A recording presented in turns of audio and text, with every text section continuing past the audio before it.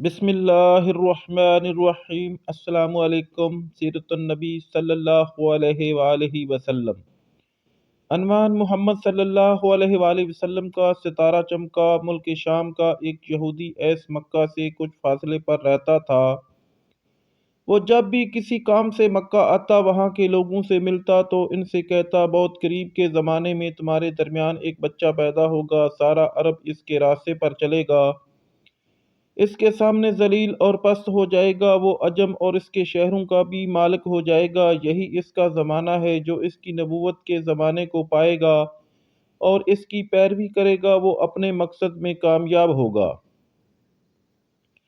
جس خیر اور بھلائی کی وہ امید کرتا ہے، وہ اس کو حاصل ہوگی، اور جو شخص اس کی نبوت کا زمانہ پائے گا مگر اس کی مخالفت کرے گا، وہ اپنے مقصد اور آرزو میں ناکام رہے گا۔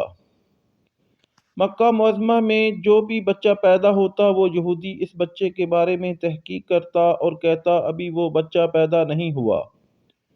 آخر جب نبی کریم صلی اللہ علیہ وآلہ وسلم اس دنیا میں تشریف لائے تو عبد المطلب اپنے گھر سے نکل کر اس یہودی کے پاس پہنچے۔ اس کی عبادت گاہ کے دروازے پر پہنچ کر انہوں نے آواز دی۔ ایس نے پوچھا، کون ہے؟ انہوں نے اپنا نام بتایا، پھر اس سے پوچھا، تم اس بچے کے بارے میں کیا کہتے ہو؟ اس نے انہیں دیکھا، پھر بولا، ہاں تم ہی اس کے باپ ہو سکتے ہو، بے شک وہ بچہ پیدا ہو گیا ہے جس کے بارے میں نے تم لوگوں سے کہا کرتا تھا۔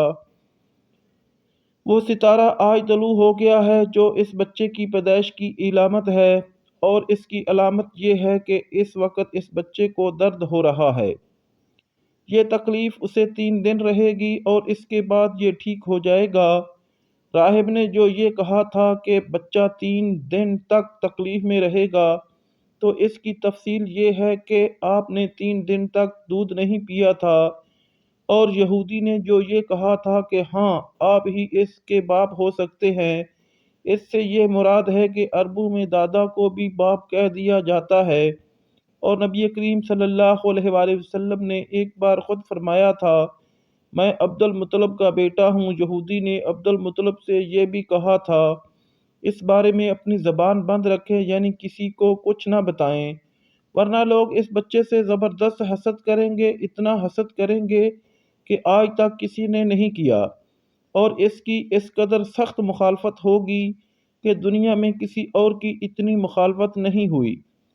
پوتے کے متعلق یہ باتیں سن کر عبد المطلب نے ایس سے پوچھا، اس بچے کی عمر کتنی ہوگی؟ یہودی نے اس سوال کے جواب میں کہا، اگر اس بچے کی عمر طبیعی ہوئی تو بھی 70 سال تک نہیں ہوگی، بلکہ اس سے پہلے ہی 61 یا 63 سال کی عمر میں وفات ہو جائے گی، اور اس کی امت کی اوسط عمر بھی اتنی ہوگی۔ اس کی پیدائش کے وقت دنیا کے بت ٹوٹ کر گر جائیں گے۔ یہ ساری علامات اس یہودی نے گزشتہ انبیاء کی پیشن گوئیوں سے معلوم کی تھی، اور سب بالکل سچ ثابت ہوئیں۔ قریش کے کچھ لوگ عمرو بن نفیل اور عبداللہ بن حبش وغیرہ ایک بت کے پاس جایا کرتے تھے۔ یہ اس رات بھی اس کے پاس گئے جس رات آپ صلی اللہ علیہ وآلہ وسلم کی پیدائش ہوئی۔ انہوں نے دیکھا وہ بت اوندے منہ گرا پڑا ہے۔ ان لوگوں کو یہ بات بری لگی، انہوں نے اس کو اٹھایا، سیدھا کر دیا، مگر وہ پھر گر گیا۔ انہوں نے پھر اس کو سیدھا کیا، وہ پھر الٹا ہو گیا۔ ان لوگوں کو بہت حیرت ہوئی، یہ بات بہت عجیب لگی۔ تب اس بت سے آواز نکلی، یہ ایک ایسے بچے کی پیدائش کی خبر ہے جس کے نور سے مشرق اور مغرب میں زمین کے تمام گوشے منور ہو گئے ہیں۔ بت سے نکلنے والی آواز نے انہیں اور زیادہ حیرت زدہ کر دیا۔ اس کے علاوہ ایک واقعہ یہ پیش آیا کہ ایران کے شہنشاہ کسریٰ نوشیروان کا محل ہلنے لگا اور اس میں شگاف پڑ گئے۔ نوشیروان کا یہ محل نہایت مضبوط تھا، بڑے بڑے پتھروں اور چونے سے تعمیر کیا گیا تھا۔ اس واقعے سے پوری سلطنت میں دہشت پھیل گئی۔ شگاف پڑنے سے خوفناک آواز بھی نکلی تھی۔ محل کے 14 کنکرے ٹوٹ کر نیچے آ گرے تھے۔ آپ کی پیدائش پر ایک واقعہ یہ پیش آیا کہ فارس کے تمام آتش کدوں کی وہ آگ بجھ گئی جس کی وہ پوجا کرتے تھے، اور اس کو بجھنے نہیں دیتے تھے۔ لیکن اس رات میں ایک ہی وقت میں تمام کے تمام آتش کدوں کی آگ آنن فانن بجھ گئی۔ آگ کے بجھنے والوں میں رونا پیٹنا شروع مچ گیا۔ کسریٰ کو یہ تمام اطلاعات ملی تو اس نے ایک کاہن کو بلایا۔ اس نے اپنے محل میں شگاف پڑھنے اور آتش کدوں کی آگ بجھنے کے واقعات اسے سنا کر پوچھا، آخر ایسا کیوں ہو رہا ہے؟ وہ کاہن خود تو جواب نہ دے سکا، تاہم اس نے کہا، ان سوالات کے جوابات میرا ماموں دے سکتا ہے، اس کا نام ستی ہے۔ نوشیروان نے کہا، ٹھیک ہے، تم جا کر ان سوالات کے جوابات لاؤ۔ وہ گیا، ستی سے ملا، اسے یہ واقعات سنائے۔ اس نے سن کر کہا، ایک عصا والے نبی ظاہر ہوں گے جو عرب اور شام پر چھا جائیں گے، اور جو کچھ ہونے والا ہے ہو کر رہے گا۔ اس نے یہ جواب کسریٰ کو بتایا۔ اس وقت تک کسریٰ نے دوسرے کاہنوں سے بھی معلومات حاصل کر لی تھیں۔ چنانچہ یہ سن کر اس نے کہا، تب پھر ابھی وہ وقت آنے میں دیر ہے، یعنی ان کا غلبہ میرے بعد ہوگا۔ پیدائش کے 7ویں دن عبد المطلب نے آپ کا عقیقہ کیا اور نام محمد رکھا۔ عربوں میں اس سے پہلے یہ نام کسی کا نہیں رکھا گیا تھا۔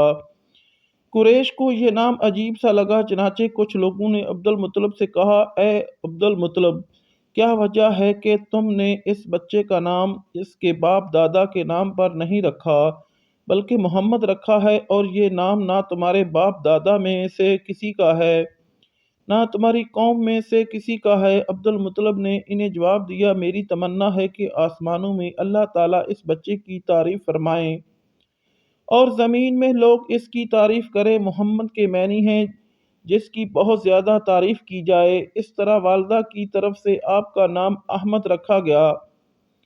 احمد نام بھی اس سے پہلے کسی کا نہیں رکھا گیا تھا۔ مطلب یہ کہ ان دونوں ناموں کی اللہ تعالیٰ نے حفاظت کی اور کوئی بھی یہ نام نہ رکھ سکا۔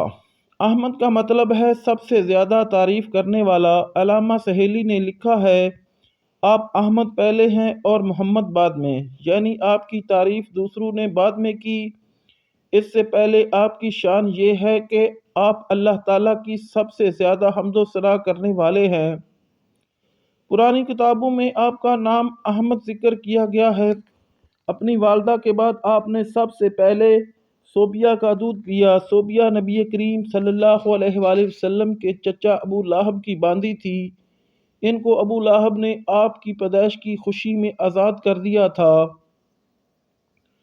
صوبیہ نے آپ کو چند دن تک دودھ پلایا۔ انہی دنوں صوبیہ کے ہاں اپنا بیٹا پیدا ہوا تھا۔ آپ کی والدہ نے آپ کو صرف 9 دن تک دودھ پلایا۔ ان کے بعد صوبیہ نے پلایا۔ پھر دودھ پلانے کی باری حضرت حلیمہ سعدیہ رضی اللہ تعالی عنہا کی آئی۔ حضرت حلیمہ سعدیہ رضی اللہ تعالی عنہا اپنی بستی سے روانہ ہوئیں۔ ان کے ساتھ ان کا دودھ پیتا بچہ اور شوہر بھی تھے۔ حضرت حلیمہ سعدیہ رضی اللہ تعالی عنہ دوسری عورتوں کے بعد مکہ میں داخل ہوئیں۔ ان کا خچر بہت کمزور اور مریل تھا۔ ان کے ساتھ ان کی کمزور اور بوڑھی اونٹنی تھی۔ وہ بہت آہستہ آہستہ چلتی تھی۔ ان کی وجہ سے حلیمہ رضی اللہ تعالی عنہ قافلے سے بہت پیچھے رہ جاتی تھیں۔ اس وقت بھی ایسا ہی ہوا، وہ سب سے آخر میں مکہ میں داخل ہوئیں۔ ناظرین، ایسی مزید ویڈیو دیکھنے کے لیے ہمارے چینل کو لائک اور سبسکرائب کریں۔ شکریہ۔